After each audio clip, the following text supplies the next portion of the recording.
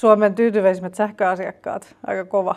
Hei, huomenta Markus. Hyvää huomenta. Kiitos, että sä pääsit tänne Kaidi-studioon tänä paljon. kauniina kesäaamuna. Elikkä Markus Mäkynen, kaupallinen johtaja, Nordic Green Energy, Suomi ja Ruotsi. Yes. Ja ehkä tarkennuksena vielä, eli Elmera Groupin omistama toimitaan Suomessa ja Ruotsissa. Meillä on niin yritysliiketoimintaa kuin kuluttajaliiketoimintaa, ja mä vastaan siitä kuluttajaliiketoiminnasta. Kerro vähän teidän bisneksestä ja missä mennään tällä hetkellä markkinoilla. Jos nyt jollain tavalla tiivistäisi, mitä kuuluu, niin meillä on Suomessa Suomen tyytyväisimmät kuluttaja-asiakkaat. Sitä oikeastaan yritetään markkinoilla hyödyntää yhdessä teidän kanssa. Sitten Ruotsissa meillä on ollut erittäin jännittäviä päiviä takana, että siellä lanseerattiin uusi brändi nimeltään Fjordkraftföretag, joka sitten on myös Elmeran omistama.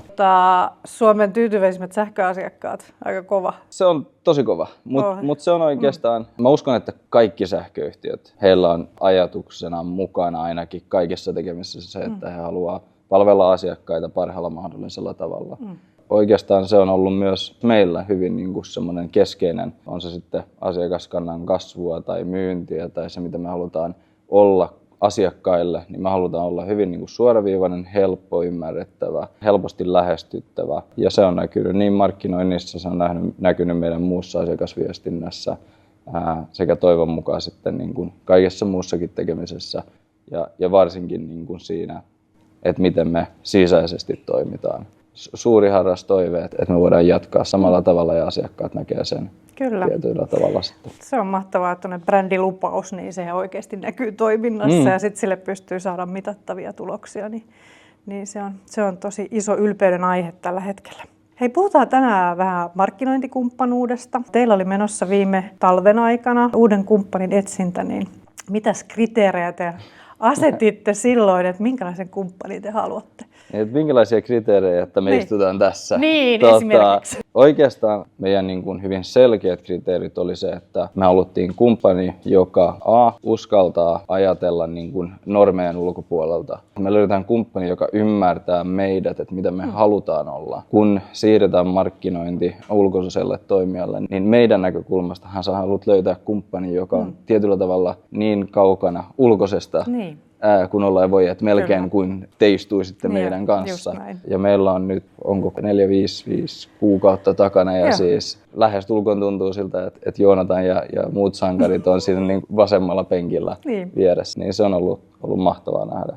Kolmantena on niin kuin se taito hyödyntää niitä kyseisiä materiaaleja sit markkinoinnissa. Et AB-testaus oli esimerkiksi semmoinen, mitä me ei tehty aikaisemmin. Te olette tuonut ihan uudelle tasolle. Sen lisäksi niin tänä päivänä niitä alustoja on kymmeniä, missä sä voit olla. Kyllä. Ja me tarvitaan tietyllä tavalla teidät siihen, että me niin kuin kokeillaan ja löydetään ne oikeat alustat meille, jotta me löydetään ne asiakkaat, jotka toivoo pääsevän meille asiakkaat. Tämmöinen hyvä testaamisen kulttuuri, että kokeillaan ja katsotaan mikä toimii ja kasvatetaan ja ruokitaan tavallaan sitä sisältöä. Ja toi oli kivasti sanottu toi rohkeus sillä tavalla myöskin kokeilla, että jos se luottamus on, niin silloin ehkä uskaltaakin sanoa niitä asioita vähän eri lailla. Ei kun ehdottomasti ja se mistä mä tykkäsin tosi paljon ja yllätti oli oikeastaan se, että ensimmäisen kokouksen jälkeen, kun me pidettiin pidempi workshopi, niin hissillä kun menin alas, niin hämmästelin sitä, kuinka hyvin te olitte saanut ymmärryksen siitä, että mitä me haetaan. Ja sitten se vahvistui vielä siinä niin kuin tietyllä tavalla, kun käytiin läpi niitä ensimmäisiä, että tämän kaltaisia materiaaleja te näkisitte, että hyödynnettäisiin.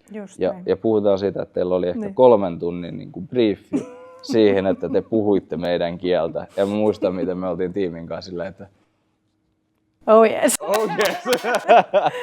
Se on ihanaa. Se oli mahtava tunne, koska silloin oli semmoinen myös turvan tunne. Nimenomaan, niin pitää ollakin. Että asiakkaalla pitää olla turvallinen tunne ja niin myöskin se, että voi nukkua yönsä hyvin sit jatkossakin, mutta se, että löytää sen keskustelun tason ja muuta. Että jos miettii myöskin meidän puolelta sitä, että miten se prosessi meni ja muuta, niin onhan meilläkin paljon kivempi miettiä sitä yhteistyötä sillä tavalla, että meilläkin on luottamuksen tunne heti alusta.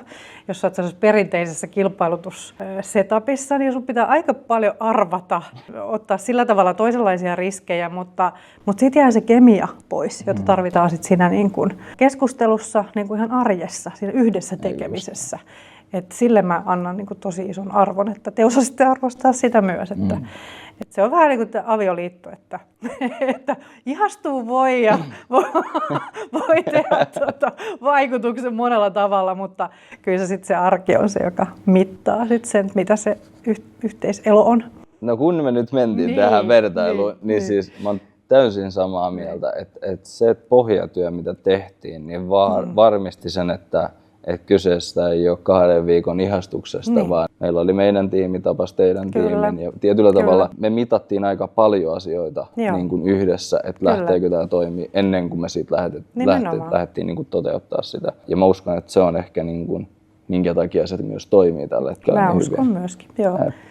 Koska meidän prosessi oli minkälainen se oli ja siellä oli myös niin kuin tiimit läsnä. Ehkä jopa kaikista tärkein on just se, että tiimiläiset, ne henkilöt, jotka itse asiassa tekee sitä, niin löytää toisensa. Koska silloin meillä on mahdollisuus kehittää meidän tekemistä, meillä on mahdollisuus haastaa toisiamme. Ja sitten myös uskalletaan tuoda niitä ideoita, uskalletaan tuoda niitä muutoksia, eikä vaan hyväksytä, että no okei, tämä on riittävän hyvä.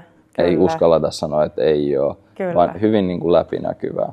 Ja ehkä niin kuin, haluan myös niin kuin siitä rahallisesta puolesta sen nostaa esille. Hyvin läpinäkyvää sen osalta, mitä me tullaan maksamaan tästä kokonaisuudesta. Ja sehän on oikeastaan puoli, mitä toivotaan kumminkin myös, että on se läpinäkyvyys. Kyllä, ja sitten tietenkin, että saatte arvoa niin kuin sille investoinnille, että kyllä meillä on Suomen maassa ainakin vielä paljon tehtävää, että markkinointia ei koeta kuluna, vaan investointina niin kuin siihen, että miten se kehittää sitä liiketoimintaa ja parantaa myyntiä, kaikkia brändiarvoja ja niin poispäin, mutta on tosi kiva ollut kehittää yhteisiä työkaluja ja muita, missä päästään niin kuin näkemään, että kaikella on niin kuin selkeät se, että mitä tulee seuraavaksi ja mitä kokeillaan ja minkälaisia tuloksia niistä saadaan. Puhu vähän näistä tuloksista. Minkälainen niin kuin rooli niillä on? Nohan se semmoinen asia, mihin joka aamu herää ja pitää muistaa, että markkinointi on kumminkin yksi niistä äänistä kuluttajille, yrityksille, muulle maailmalle ja aika keskeinenkin osa. Ja jos me katsotaan taaksepäin sitä tulosta, mitä ollaan nyt käymättä tarkalle mitä prosenttilukuja tai lukuja, niin hyvin selkeä niin kuin muutos aiempaan. Ja oikeastaan sillä tavalla, että ollaan niin kuin korkeammalla tasolla kuin mitä me oltaisiin toivottu. Sen lisäksi niin me nähdään myös, että muilla parametreilla, mitä tulee meidän niin kuin brändin haettavuuteen, tunnettavuuteen, niin ne on tällä hetkellä kaikki kasvussa. Voiko sanoa, että kaikki on kiitos viimeisten niin kuin tekojen? Ei ehkä, mutta varmasti osa siitä. Sillä tavalla teillä pitkäjänteistä työtä, että tiedätte mihin te olette menossa ja mitä te haluatte, niin se on tietenkin meillekin niin kuin tosi tärkeä lähtökohta yhteistyölle, että asiakas tietää, mitä seurataan, mitkä on tärkeitä, mitkä ne kriteerit on. Ja sitten tietenkin, mikä on niin kuin hyvä piirre siinä yhteistyössä, että se ei ole sellaista myöskään hötkyilyä, että apua, nyt oli 2 päivää, että niin kun meni, tarit oli vähän toiseen suuntaan, niin mennään aika rauhassa sit yhdessä eteenpäin ja mietitään ja pohditaan, okei, mitä me voidaan tehdä paremmin. Niin, ja ehkä sekin on kiitos tietyllä tavalla sen setupin, mikä meillä on. Että me tiedetään, että siellä on niin kun se pohjatyö on tehty niin hyvin kuin mä uskon, että on mahdollista tehdä. Ja sitten meillä on ne työkalut siellä pakissa, miten me voidaan niin kuin lyhyellä aikavälilläkin tehdä muutoksia ilman, että lähdetään nollasta aina rakentamaan. Just näin. Hei, kiitos Markus tosi paljon. Kiitos kovasti. Vai tosi kiva ottaa aamukaffit tässä, mutta kello alkaa olla sen verran, että lähdetäänkö syömään? Nyt lähdetään syömään. Kiitos paljon.